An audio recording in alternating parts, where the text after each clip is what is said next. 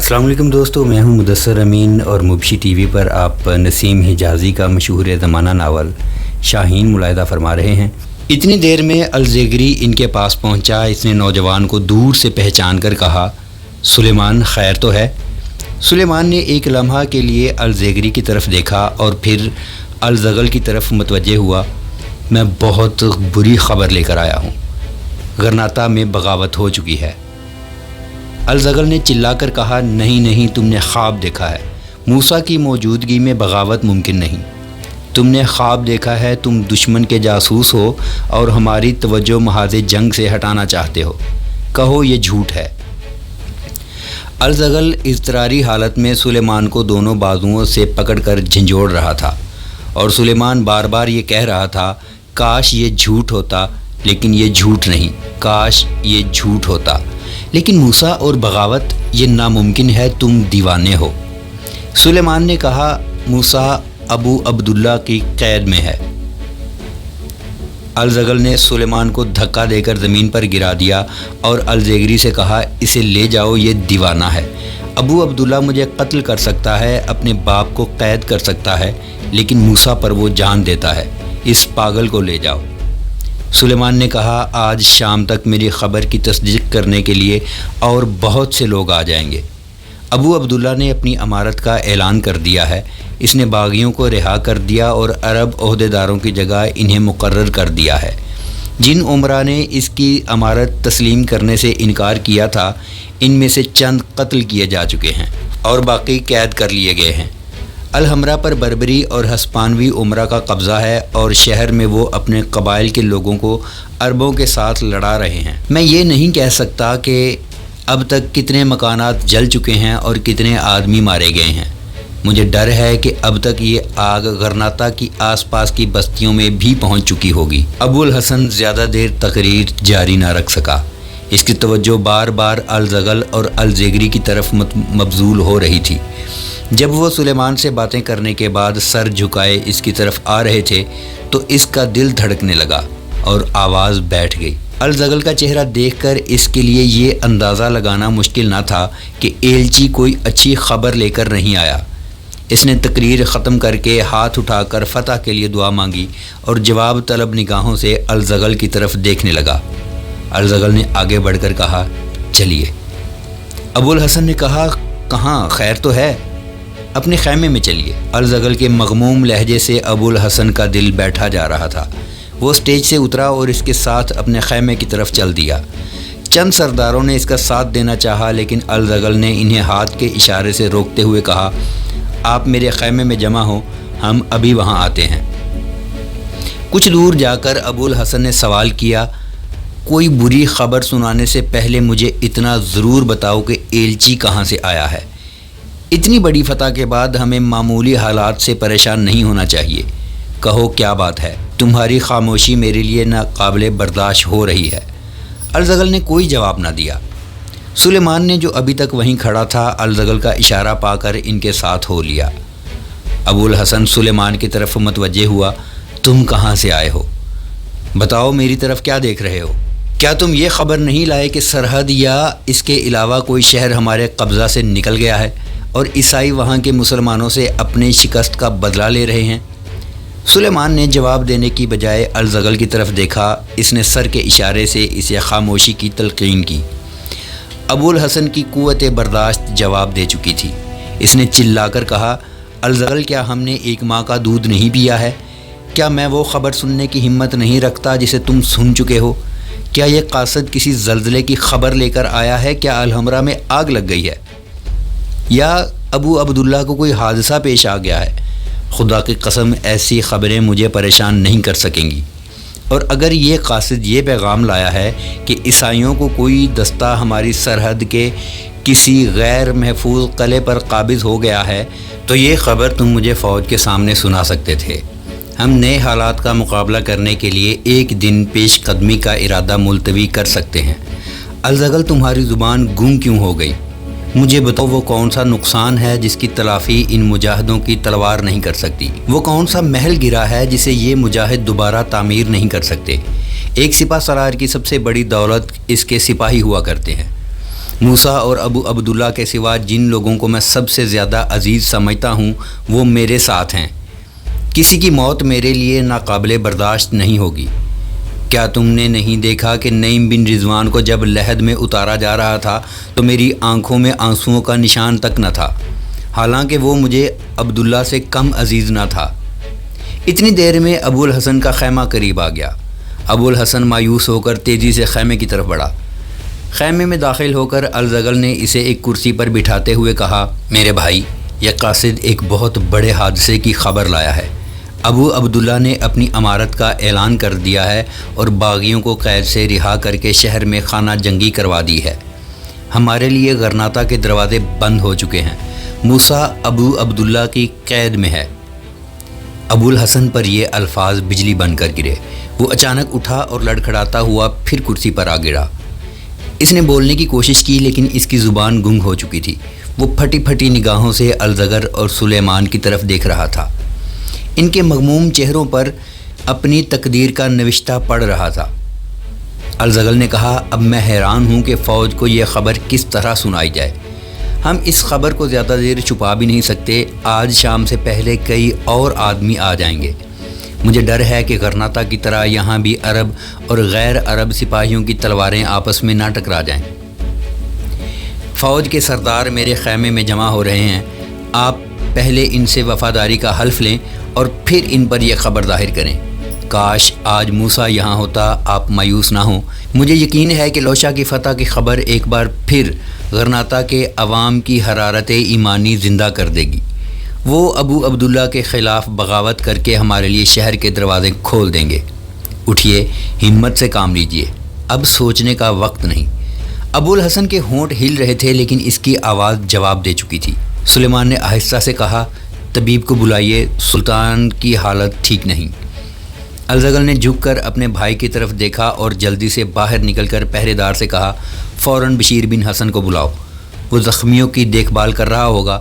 اسے کہو کہ سلطان کی طبیعت ٹھیک نہیں، لیکن علیحدگی میں، کسی کے سامنے نہیں۔ تھوڑی دیر کے بعد بشیر بن حسن خیمے میں داخل ہوا۔ اس نے سلطان کی حالت دیکھ کر الزغل سے کہا، ان پر فالج گرا ہے لیکن فالج کا حملہ شدید نہیں، انشاءاللہ جلد آرام ہو جائے گا۔ معلوم ہوتا ہے کہ انہیں بہت بڑا صدمہ پہنچا ہے۔ تھوڑی دیر بعد الزغل نے سلیمان سے کہا، تم جا کر آرام کرو لیکن ابھی کسی پر یہ بات ظاہر نہ کرنا۔ پھر وہ بشیر بن حسن کی طرف متوجہ ہو کر بولا، اگر میرا یہاں ٹھہرنا ضروری نہ ہو تو مجھے تھوڑی دیر کے لیے اجازت دیجیے۔ بشیر بن حسن نے کہا، سلطان کی نگاہیں آپ پر جمی ہوئی ہیں، میرے خیال میں آپ کا کچھ دیر یہاں سے غیر حاضر رہنا ان کے لیے بہتر ہوگا، ان کی توجہ کسی اور طرف مبذول ہو سکے گی۔ الزغل اپنے خیمے میں داخل ہوا تو فوج کے تمام بڑے بڑے عہدیدار وہاں جمع تھے۔ وہ الزیگری کے گرد گھیرا ڈال کر سوالات کی بوچھاڑ کر رہے تھے اور وہ چلا چلا کر یہ کہہ رہا تھا، مجھے پتہ نہیں، سلیمان صرف سلطان سے کچھ کہنا چاہتا تھا۔ الزغل کو دیکھ کر سب خاموش ہو گئے۔ تھوڑی دیر کے بعد الزغل ان سے وفاداری کا وعدہ لینے اور انہیں غرناطہ کے المناک حادثہ کی خبر سنانے کے بعد خیمے سے باہر نکلا۔ سرداروں نے بھی اپنے اپنے خیمے کا رخ کیا۔ دوپہر تک یہ خبر تمام فوج میں مشہور ہو چکی تھی اور شام سے تھوڑی دیر قبل غرناطہ سے آنے والے چند اور آدمی اس خبر کی تصدیق کر چکے تھے۔ وہ سپاہی جو تھوڑی دیر قبل کستلا کے شاہی محل پر اپنا جھنڈا لہرانے اور اشبیلیہ اور کرتبہ کی مساجد میں اذانیں دینے کے حسین سپنے دیکھ رہے تھے، اب اپنے گھروں کو تباہی سے بچانے کی فکر میں سرگرداں تھے۔ وہ شاعر جنہوں نے لوشا کے مجاہدین کی شان میں قصائد لکھنے تھے، اب ابو عبداللہ کی غداری پر مرثیے لکھ رہے تھے۔ اندلس کے مقدر کا ستارہ ایک ہلکی سی مسکراہٹ کے بعد نحوست کے بادلوں میں چھپ چکا تھا۔ اگلے دن بشیر بن حسن کی مسیحائی سے ابو الحسن کی کھوئی ہوئی قوت گویائی واپس آ گئی۔ اس کے پہلے الفاظ یہ تھے، میرے بیٹے، تم نے یہ کیا کیا؟ یہ تخت جسے تم نے چھیننے کی کوشش کی، یہ تمہارا ہی تھا، لیکن تم نے بادشاہ بننے کے شوق میں اندلس کے مسلمانوں کا مستقبل تباہ کر دیا ہے۔ خدا نہ کرے تمہارا بویا ہوا اندلس کے مسلمانوں کو کاٹنا پڑے۔ میرے بیٹے، میرے عبداللہ، لیکن تم میرے نہیں۔ ابو الحسن نے کروٹ بدل کر تکیے میں منہ چھپا لیا اور ہچکیاں لینے لگا۔ 2 دن کے بعد اس کے اعصاب سے فالج کے اثرات دور ہو چکے تھے، لیکن زندگی کی وہ حرارت جس کے باعث وہ 60 سال کی عمر میں بھی نوجوانوں کے لیے قابل رشک تھا، سرد پڑ چکی تھی۔ زندگی کے ایک ہی حادثے نے تلوار سے کھیلنے والے مجاہد کو لاٹھی کا سہارا لے کر چلنے پر مجبور کر دیا تھا۔ فوج کے سرداروں کی اکثریت کا فیصلہ یہ تھا کہ اب غرناطہ کا رخ کیا جائے اور غرناطہ کے قریب کسی شہر میں قیام کر کے ابو عبداللہ کے پاس ایک وفد بھیجا جائے۔ اگر وہ راہ راست پر نہ آئے تو اس کی کجی تلواروں سے درست کرنے کے سوا کوئی چارہ نہیں۔ اگر خدا نخواستہ جنگ کی نوبت آئی تو شہر کے عوام یقیناً ابو عبداللہ کے خلاف اٹھ کھڑے ہوں گے۔ غرناطہ کی شورش کے باعث سپاہیوں میں جو بددلی پھیل رہی ہے، اس کا علاج یہی ہے کہ فوراً دارالسلطنت پر قبضہ کر لیا جائے، ورنہ ابو عبداللہ سے یہ بھی غیر متوقع نہیں کہ وہ عیسائیوں کا حلیف بن جائے اور ہم کہیں کے نہ رہیں۔ ابو الحسن نے اس فیصلے سے اتفاق کیا، لیکن کوچ سے پہلے ایک ایسا واقعہ پیش آیا جس نے اس کی کمر توڑ دی۔ جس دن ابو الحسن نے غرناطہ کی طرف کوچ کرنے کا فیصلہ کیا، اس سے ایک دن قبل غرناطہ کے چند سواروں کا ایک گروہ ابو الحسن کی خدمت میں حاضر ہوا اور انہوں نے ابو عبداللہ کو برا بھلا کہنے کے بعد ابو الحسن کو اس بات کا یقین دلایا کہ وہ اس کے لیے اپنے خون کا آخری قطرہ تک بہانے کے لیے تیار ہیں، اور غرناطہ میں ان کے زیر اثر لوگ بھی ابو الحسن کی راہ دیکھ رہے ہیں۔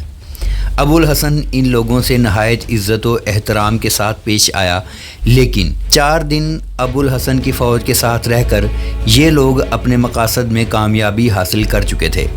ابو داؤد نے انہیں ابو الحسن کی فوج میں پھوٹ ڈالنے کے لیے بھیجا تھا۔ انہوں نے سب سے پہلے عربوں کو یہ کہہ کر بھڑکایا کہ غرناطہ میں تمہارے بھائی بربریوں اور ملکی مسلمانوں کے ہاتھوں قتل ہو رہے ہیں۔ اس کے بعد انہوں نے بربریوں اور ملکی مسلمانوں سے یہ کہا کہ ابو عبداللہ کی حکومت تمہارے لیے باعث رحمت ہوگی۔ اس نے بڑے بڑے عرب عہدیداروں کو معزول کر کے ان کی جگہ تمہاری قوم کے آدمیوں کو مقرر کر دیا ہے۔ تمہارا فائدہ اسی میں ہے کہ غرناطہ جا کر ابو عبداللہ سے وفاداری کا اعلان کرو۔ بعض سرداروں کو انہوں نے عہدوں کا لالچ دے کر اور بعض کو جو کسی فریب میں نہ آتے تھے انہوں نے یہ کہا کہ فوج کے وہ عہدیدار جو ابو الحسن کا ساتھ دیں گے، ابو عبداللہ غرناطہ میں ان کے عزیزوں اور رشتہ داروں کو بدترین سزائیں دے گا۔ کم حیثیت کے آدمیوں کے ضمیر انہوں نے سونے اور چاندی سے خرید لیے۔ یہ کام انہوں نے اس ہوشیاری سے انجام دیا کہ ابو الحسن کے جانثاروں کو خبر تک نہ ہو سکی۔ پہلے دن انہوں نے فوج میں سے وہ لوگ تلاش کیے جو پہلے ان کے زیر اثر تھے، پھر ان کی مدد سے دوسروں کو بہکانے کا کام لیتے رہے۔ ایک شام ابو الحسن کی فوج نے غرناطہ سے 20 کوس کے فاصلے پر پڑاؤ ڈالا اور رات کے پچھلے پہر اسے معلوم ہوا کہ اس کی فوج میں سے 8000 بربری اور ہسپانوی اس کا ساتھ چھوڑ کر غرناطہ کا رخ کر رہے ہیں۔ الزغل اس واقعہ کی اطلاع ملتے ہی ابو الحسن کے خیمے میں جا پہنچا۔ تھوڑی دیر میں فوج کے چند اور افسر وہاں جمع ہو گئے۔ الزغل نے مشورہ دیا کہ غداری کرنے والوں کا راستہ روک کر انہیں سمجھایا جائے اور اگر وہ نہ مانے تو ان کے ساتھ جنگ کی جائے۔ بعض سرداروں نے اس مشورہ کی تائید کی اور بعض نے مخالفت۔ بالآخر ابو الحسن نے رنج و الم میں ڈوبی ہوئی نحیف آواز میں کہا، انہیں جانے دو، میں اپنی زندگی میں مسلمانوں کی تلواروں کو آپس میں ٹکرانے کی اجازت نہیں دوں گا۔ ان المناک حوادث سے دوچار ہونے کے بعد سلطان ابو الحسن نے مالکہ کا رخ کیا۔ مالکہ کا حاکم پہلے ہی ابو عبداللہ کے خلاف بغاوت کا اعلان کر چکا تھا۔ اس نے انتہائی گرم جوشی کے ساتھ سلطان کا استقبال کیا اور اپنا محل اس کے لیے خالی کر دیا۔ چند دنوں میں گرد و نواح کے تمام سردار اپنے سلطان کے پاس پہنچ کر وفاداری کا اظہار کرنے لگے۔ غرناطہ کی وہ سلطنت جس کے عوام چند ماہ قبل سارے اندلس پر قبضہ کرنے کا ارادہ لے کر اٹھے تھے، اب 2 حصوں میں تقسیم ہو چکی تھی۔ غرناطہ اور اس کے مضافات پر ابو عبداللہ کا قبضہ تھا اور مالکہ پر ابو الحسن کی حکومت تھی۔ فرڈینینڈ کو جس قدر اپنی گزشتہ ناکامیوں کا افسوس تھا، اس سے کہیں زیادہ ابو عبداللہ کی بغاوت پر خوش تھا اور وہ ابو الحسن پر آخری ضرب لگانے کے لیے تیاری کرنے لگا۔ دشمن کے ہاتھوں بڑی سے بڑی شکست کے بعد بھی ابو الحسن حوصلہ نہ ہارتا، لیکن وہ ناکامی جس کا باعث اس کا اپنا بیٹا تھا اس کے لیے ناقابل برداشت تھی۔ اسے اپنے حال اور مستقبل سے کوئی دلچسپی نہ رہی۔ اس کا بھائی الزغل اور اس کے دوسرے جانثار اسے تسلی دینے کی کوشش کرتے۔ آہستہ آہستہ وہ ملاقات کی خواہش لے کر آنے والوں کو ٹالنے لگا۔ تنہائی میں اس کا زیادہ تر وقت آنسو بہانے میں گزرتا۔ رفتہ رفتہ اس کی بینائی جواب دینے لگی۔ ایک دن الزغل اور بدر بن مغیرہ اس کے کمرے میں داخل ہوئے۔ جب الزغل نے اپنے مستقبل کے ارادوں کے متعلق گفتگو کی تو سلطان نے آبدیدہ ہو کر کہا، میرے بھائی کوئی اور بات کرو، ہم دشمن کے خلاف لڑ سکتے ہیں، اپنے مقدر کے خلاف نہیں لڑ سکتے۔ بدر بن مغیرہ نے جواب دیا، مجاہد اپنی تلوار کی نوک سے اپنی تقدیر لکھتے ہیں۔ ابو الحسن نے جواب دیا، لیکن میری تلوار ٹوٹ چکی ہے۔ بدر نے کہا، آپ کو مایوس نہیں ہونا چاہیے، دنیا کے ہر بڑے انسان کو ایسے حالات کا سامنا کرنا پڑتا ہے، تم ایسے انسانوں کو بڑے آدمیوں کی صف میں نہ گھسیٹو جس کا بیٹا عبداللہ ہو۔ جاؤ، مجھے تنہا چھوڑ دو، میرے پاس آنسوؤں کے سوا کچھ نہیں۔ یہ کہہ کر سلطان نے منہ پھیر لیا۔ بشیر بن حسن دبے پاؤں کمرے میں داخل ہوا اور اس نے آہستہ سے کہا، سلطان کی طبیعت ٹھیک نہیں، آپ کی باتیں ان کی روحانی اور جسمانی تکالیف میں اضافہ کریں گی، ان کا علاج اس کے سوا کچھ نہیں کہ عبداللہ کو راہ راست پر لایا جائے۔ سلطان نے چونک کر بدر بن مغیرہ کی طرف دیکھا اور بھرائی ہوئی آواز میں کہا، کاش اسے کوئی سمجھا سکا، لیکن وہ سمجھنے والوں میں نہیں۔ بدر بن مغیرہ نے کہا، وہ مجبور ہو جائے گا، لیکن میں مسلمانوں میں خانہ جنگی نہیں چاہتا۔ بدر بن مغیرہ نے کہا، اگر چند دن کے بعد اس نے ہمارے مقابلے میں اپنی قوت کا صحیح اندازہ کرنے کی کوشش کی تو مسلمانوں کی خانہ جنگی کی نوبت نہیں آئے گی۔ اس ملاقات کے بعد الزغل، بدر بن مغیرہ، الزیگری اور فوج کے دوسرے افسروں نے ایک اجلاس میں یہ فیصلہ کیا کہ فوج کو از سر نو منظم کیا جائے۔ الزغل نے سلطنت کے تمام چیدہ سرداروں کے پاس وفد بھیجے۔ بدر بن مغیرہ کے جان باز چھوٹی چھوٹی ٹولیوں میں تقسیم ہو کر جہاد کی تبلیغ کرنے لگے۔ بذات خود بدر بن مغیرہ اپنے 500 جان بازوں کے ساتھ مالکہ سے نکلا اور غرناطہ کے مضافات میں پہنچ کر ابو عبداللہ کے خلاف رائے عامہ کو بیدار کرنے کی مہم شروع کر دی۔ ابو عبداللہ کی فوج کے سپاہیوں نے اس کے راستے میں مزاحم ہونے کی کوشش کی، لیکن ان کی پیش نہ گئی۔ چند مقامات پر ابو عبداللہ کے سپاہیوں اور بدر بن مغیرہ کے سواروں کے درمیان معمولی جھڑپیں ہوئیں اور بدر بن مغیرہ کے سوار انہیں پسپا کر کے غرناطہ کی 4 دیواری کے پاس چھوڑ آئے۔ چند ہفتوں کی باغ دوڑ کے بعد بدر بن مغیرہ نے غرناطہ کے آس پاس کی بستیوں کے عوام کے تعاون سے غرناطہ کی مکمل ناکہ بندی کر لی۔ کسانوں نے اس کے ساتھ تعاون کیا اور اپنی پیداوار غرناطہ بھیجنے سے انکار کر دیا۔ شہر میں قحط کے آثار دیکھ کر ابو عبداللہ کے خلاف غرناطہ کی عوام کا دبا ہوا جذبہ آہستہ آہستہ ابھرنے لگا اور ان میں سے بعض غرناطہ سے فرار ہو کر مالکہ کا رخ کرنے لگے۔ ابو عبداللہ نے حالات کی نزاکت محسوس کرتے ہوئے 5000 سپاہیوں کو سرحدی عقاب کی سرکوبی کے لیے روانہ کیا، لیکن ایک ہفتے کے بعد اسے معلوم ہوا کہ ان میں سے 2000 بدر بن مغیرہ کے ساتھ جا چکے ہیں اور باقی شکست کھانے کے بعد کسانوں کی چند بستیاں جلا کر واپس آ رہے ہیں۔